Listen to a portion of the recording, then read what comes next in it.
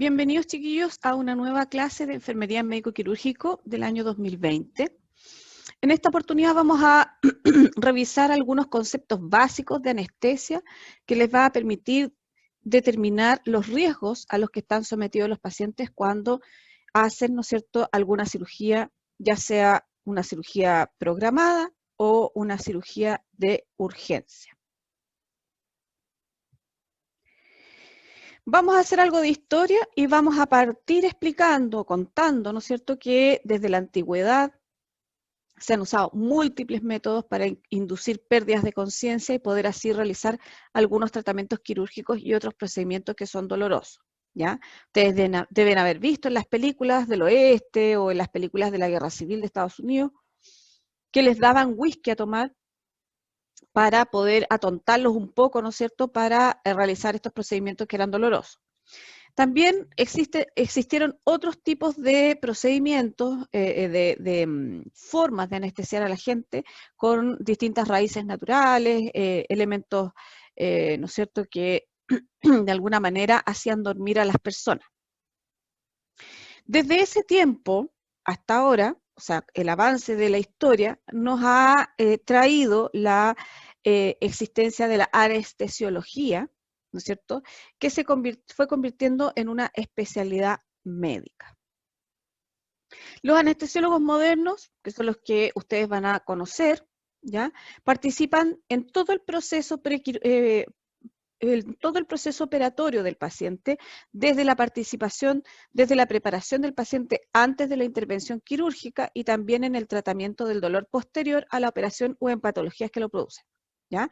El anestesista actualmente no solo está encargado de evitarle el dolor al paciente dentro de la cirugía, sino que también se tiene que preparar para poder hacer bien su trabajo, y por eso participa desde que el paciente se está preparando para la cirugía hasta que el paciente ya sale de la cirugía y probablemente requiera algún manejo del dolor, ¿ya?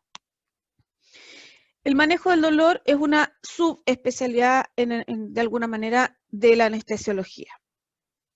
El éter es un elemento sumamente antiguo, ya que era el elemento que se utilizaba antiguamente para dormir a los pacientes, y antiguamente la práctica de la anestesia se limitaba a administrar éter usando una mascarilla y controlar los signos vitales con un estetoscopio y un manómetro de presión.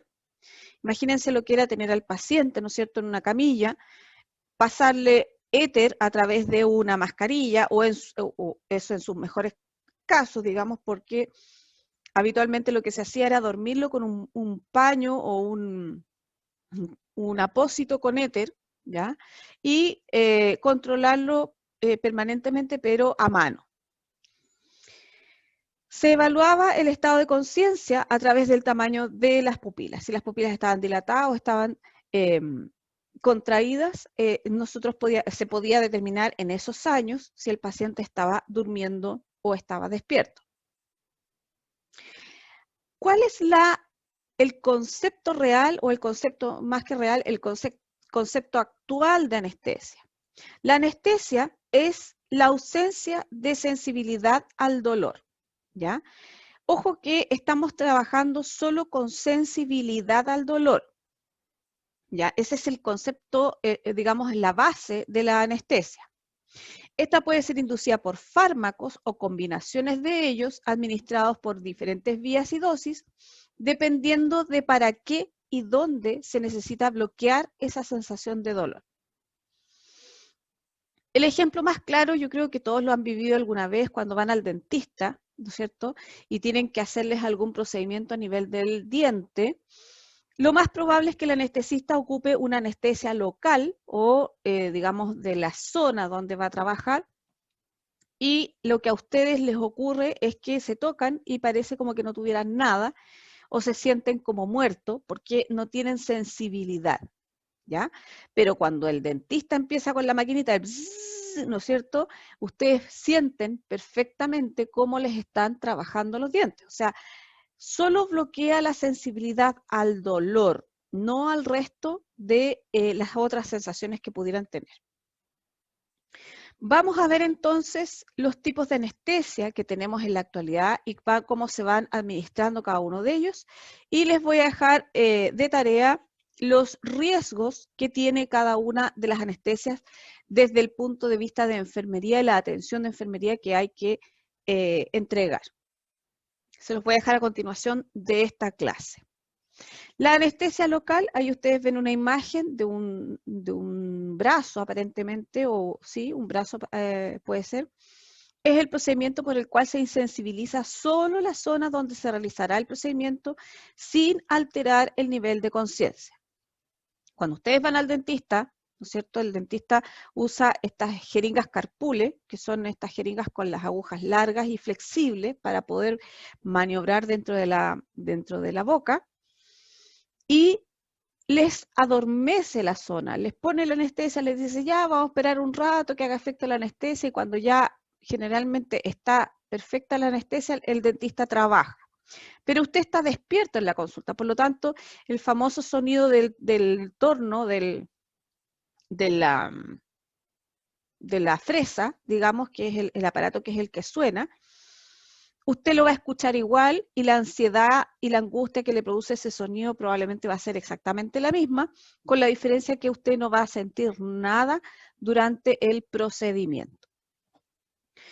Si ustedes, por ejemplo, tienen les van a sacar una verruga, un lunar o algo, también se anestesia solo la zona que se va a trabajar.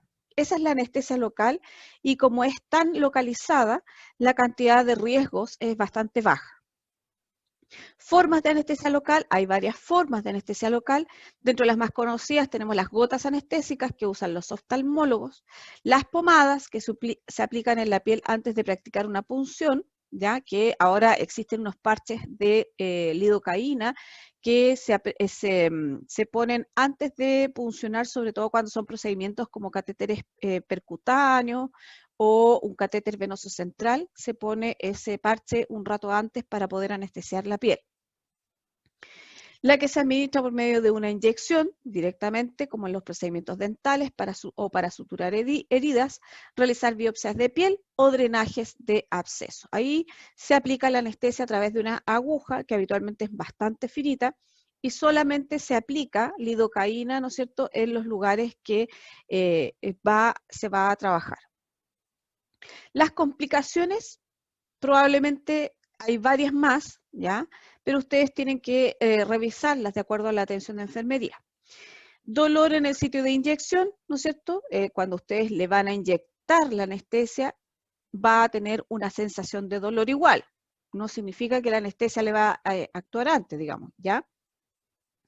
La infección en el sitio de inyección, si no se toman las precauciones de asepsia y antisepsia que corresponden, lo más probable es que vayan a tener infección posterior.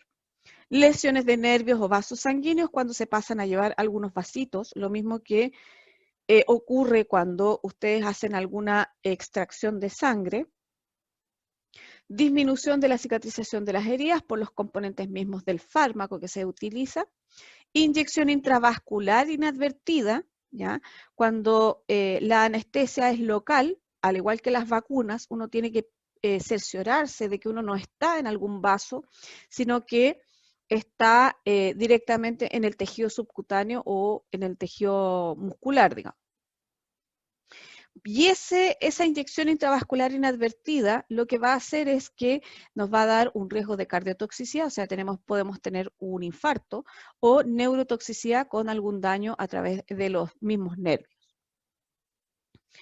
Reacciones alérgicas, cualquier fármaco administrado puede producir reacciones alérgicas. Y por último, el síncope vasovagal que tiene relación con una estimulación neurológica a nivel local. ¿Ya? Y el síncope vasovagal puede ocurrir en infinidad de procedimientos, aunque es por muy simples que sean. La anestesia regional consiste en la aplicación de medicamentos anestésicos que bloquean grupos de nervios o una zona de la médula espinal con el objetivo de anular el dolor en una parte específica del cuerpo, por ejemplo, en ambas piernas, la zona abdominal baja, un brazo, etc. Aquí hay un ejemplo, ¿no es cierto?, de una mano que probablemente va a ser operada, por lo que se aplica una anestesia regional. Un buen ejemplo, que ustedes lo pueden buscar si quieren, es la cirugía de mano, en la que se infiltra el plexo braquial, que aquí ustedes lo pueden observar, que está a nivel de debajo de la clavícula, más o menos, aquí está la clavícula, aquí está el plexo braquial. Es el paquete de nervios que pasa justo debajo de la clavícula se infiltra el plexo braquial directamente ubicado en la base del cuello para anestesiar completamente la extremidad superior. Por lo tanto, es como se adormecen específicamente los nervios de esa extremidad o de ese paquete nervioso. Del cuello para arriba la persona va a estar despierta, va a sentir perfectamente las piernas, la zona abdominal, el otro brazo, ¿no es cierto? Pero el brazo que se va a trabajar va a estar absolutamente dormido. Las complicaciones son similares a las de la anestesia local. Se agrega el enlentecimiento de la recuperación de la sensibilidad, porque como se trabaja directamente sobre un gran paquete nervioso, generalmente la recuperación de la sensibilidad puede demorar hasta 24 o 48 horas. Puede existir daño en los ganglios linfáticos con las consecuencias que todos ustedes pudieran conocer. Disminución permanente de la funcionalidad de la extremidad, ¿no es cierto? Que haya habido un daño en los nervios, que al hacer la inyección se puede haber pasado a llevar alguna rama del nervio que produce alguna parestesia permanente o alguna disminución de la funcionalidad. Parestesias intermitentes, que también es una posibilidad cuando se administra este tipo de anestesia, y algunas otras complicaciones que son las menos y que si quieren las pueden ir revisando. Anestesia regional o la anestesia espinal, ¿ya?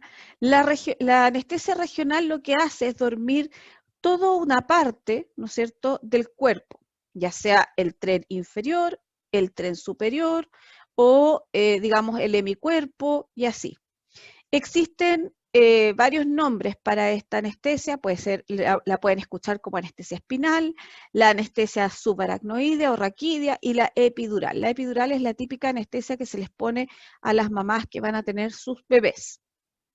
Hay diferencias entre una y otra, más que nada en la vía de administración, pero el efecto caen todas como anestesia regional.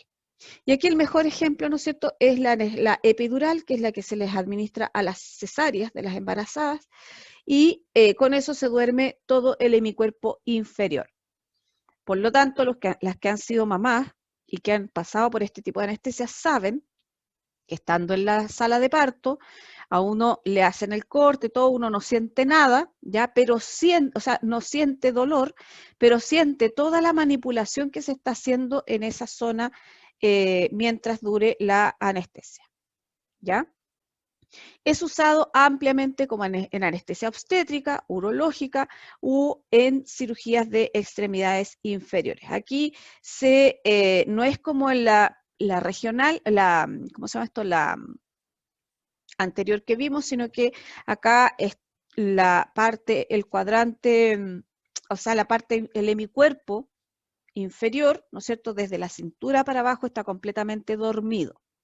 Dependiendo de la altura a la que se administre la anestesia a nivel de la columna vertebral, ustedes van a tener distintos efectos o distinta magnitud en términos de extensión geográfica, si ustedes quieren, del efecto de la anestesia. Mientras más arriba, mayor es la extensión de la anestesia y va a ir anestesiando los distintos miembros de acuerdo a dónde esté ubicada la vértebra donde están infiltrando.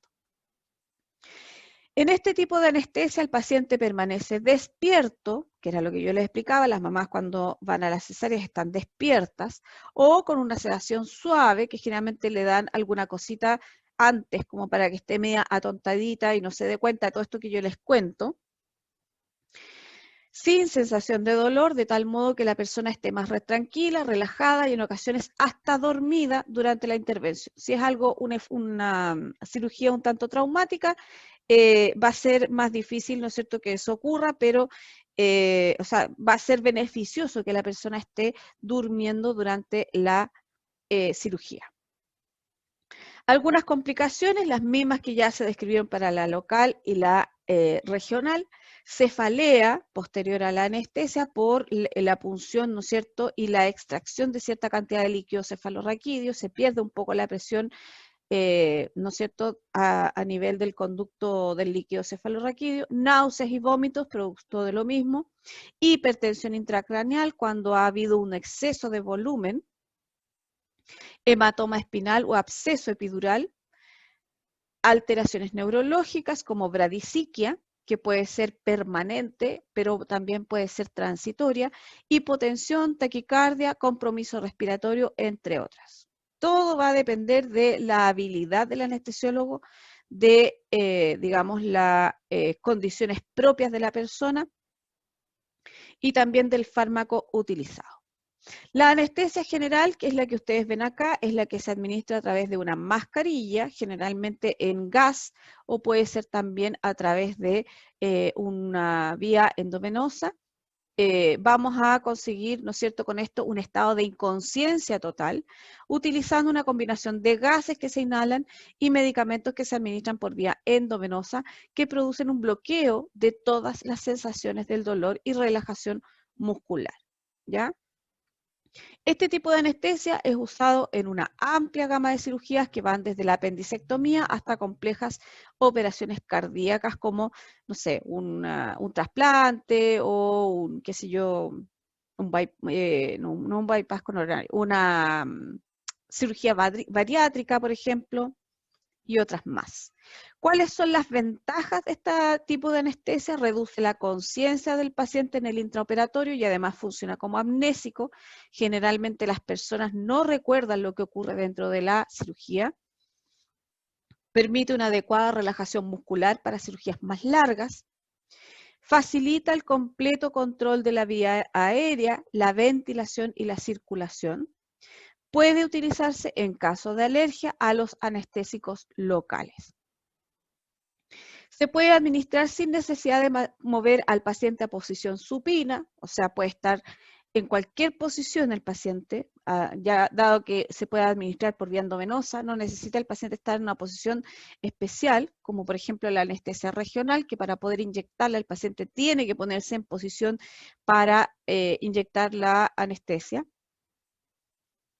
Se puede adaptar a procedimientos con alta incertidumbre en la duración o complejidad, o sea, durante la misma cirugía, si es que la cirugía se atrasa o se adelanta, el control de los gases se hace en vivo, digamos, de manera inmediata, y eso también reduce los riesgos que puede tener el uso de un exceso o de una poca cantidad de anestésico. Se puede administrar rápidamente y es absolutamente reversible. Es bastante fácil de revertir un estado de anestesia o los efectos, digamos, de los medicamentos que tenemos acá.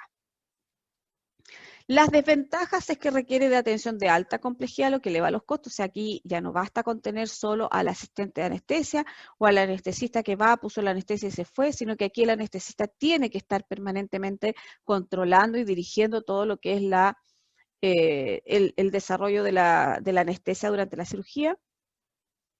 Requiere de preparación preoperatoria importante, ¿no es cierto? Hay que tener un ayuno bastante importante, sobre todo entre las 8 a mayor a 8 horas por lo menos.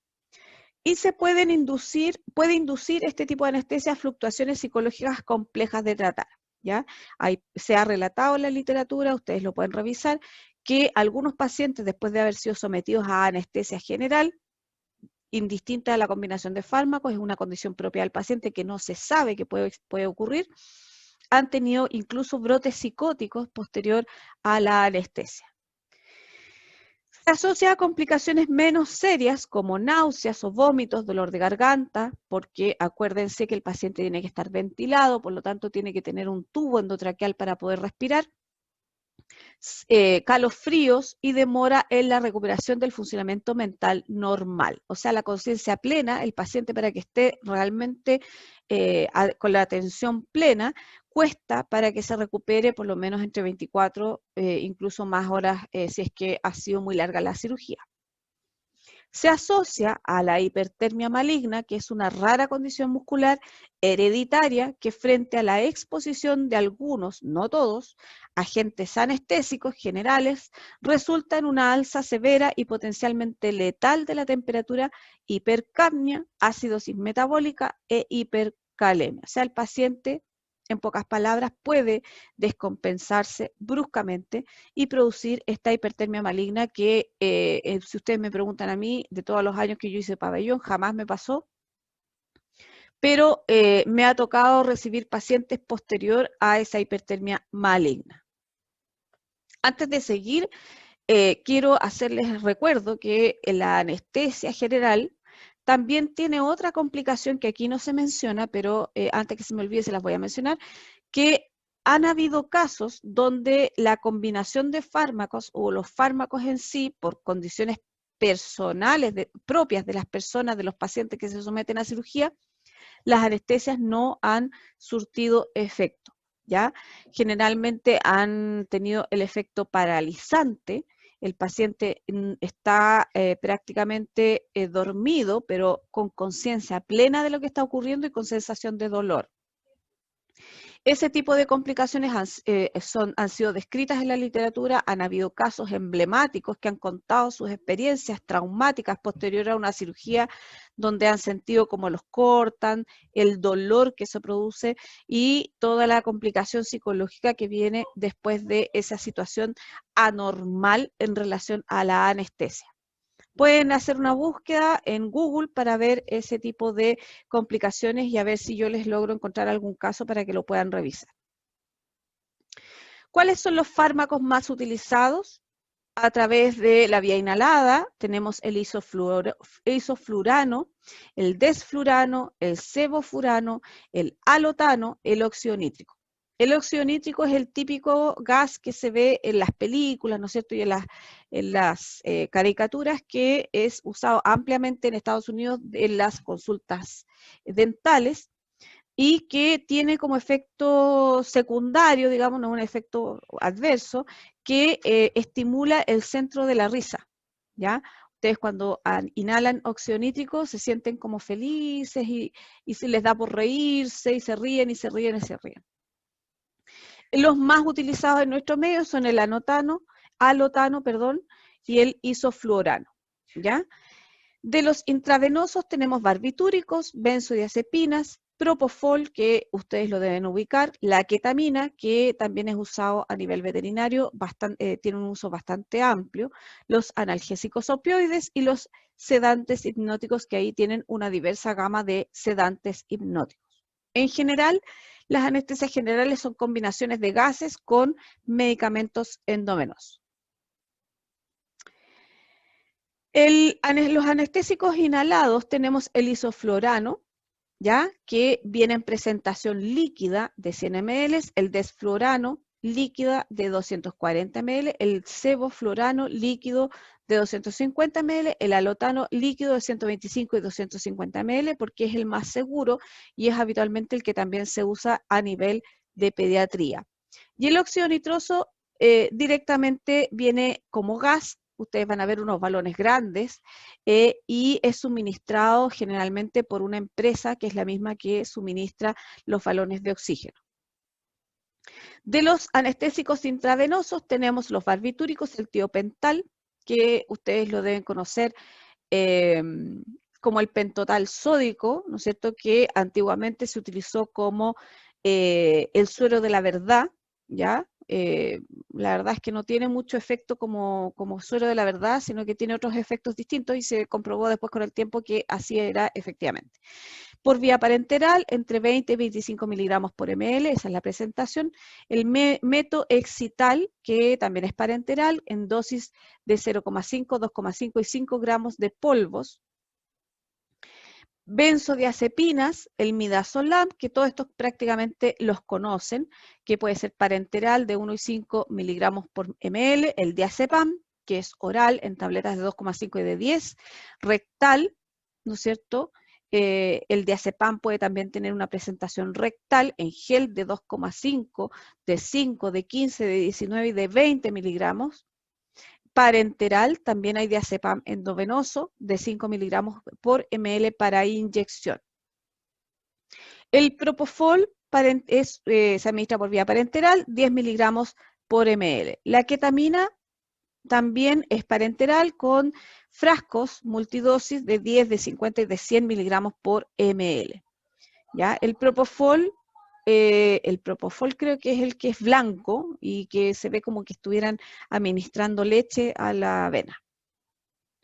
Tenemos el analgésico, dentro de los analgésicos opioides, tenemos todos los que ustedes también de alguna manera conocen: morfina, fentanil, sufentanil, alfentanil, remifentanil, y les sugiero que vayan revisando y haciéndose un récord con todos los medicamentos que ustedes puedan ir encontrando en las clases para que vayan estudiando los efectos adversos, los efectos deseados y los riesgos que conlleva cada uno. Dentro de los fármacos diversos está el etomidato y la dexmedetomida, que también son por vía parenteral, ya que son, si ustedes me preguntan a mí, el único que yo he visto que se ha usado, que lo han usado, digamos, cuando yo he estado presente, es el etomidato. El otro de nombre difícil, que no lo voy a decir para que no se rían de mí, generalmente son fármacos que son utilizados en situaciones un poco más, ¿cómo se llama esto? Más particulares. Dentro de los anestésicos locales, todos los derivados de la lidocaína, tenemos la lidocaína, la bupivacaína, la procaína, la prilocaína, y el núcleo básico de todos estos anestésicos es la cocaína, ¿ya? Hay lidocaína de bajo peso molecular o que se utiliza, digamos, dependiendo de el tipo de anestesia local que nosotros queramos usar. Con vasoconstrictor, sin vasoconstrictor, ahí hay distintas presentaciones. Lidocaína y la bupivacaína, que es la mezcla, se administra como parenteral. Lidocaína 10 miligramos por ml más bupivacaína 3,75 miligramos por ml. Estas son ya mezclas para los anestesistas, pero para que ustedes conozcan que se hacen mezclas de anestésicos locales para tener distintos efectos, ¿ya? Lidocaína y prilocaína eutéctica, que es la mezcla, es de uso tópico, que tiene lidocaína al 2,5 más prilocaína al 2,5. Nuevamente, el núcleo básico es la cocaína, que puede usar como tópico en soluciones regulares y viscosas, con 40, 100 y polvos de 5 y 25 miligramos, que en realidad esto no lo vamos a encontrar en nuestro medio. Esto ya es, digamos, de cosas más específicas y con objetivos muy puntuales. Si ustedes quieren revisar algo más en relación a esto, les dejo las referencias. Si quieren que las deje abajo en los comentarios de los videos, me lo ponen en un comentario o me ponen una notita para que yo les traspase esta referencia a los comentarios, a la descripción del video en YouTube, ¿ya? Con esto, chiquillos, terminamos este pequeño módulo de anestesia. Es un módulo bastante general, a lo cual yo les invito ahora a ir revisando la atención de enfermería frente a los distintos procedimientos anestésicos, ¿ya? Y también revisar un poco las posiciones anatómicas durante las cirugías. Y nuevamente, como siempre les digo, si tienen dudas o consultas, las pueden hacer llegar a mi correo, que es daniela.rafo@upb.cl. El próximo video va a ser el de atención de enfermería en el intraoperatorio, donde vamos a revisar un poco lo que es el pabellón y cómo se maneja, ¿no es cierto?, las vías de circulación y algunas otras cosas más en relación a los pabellones.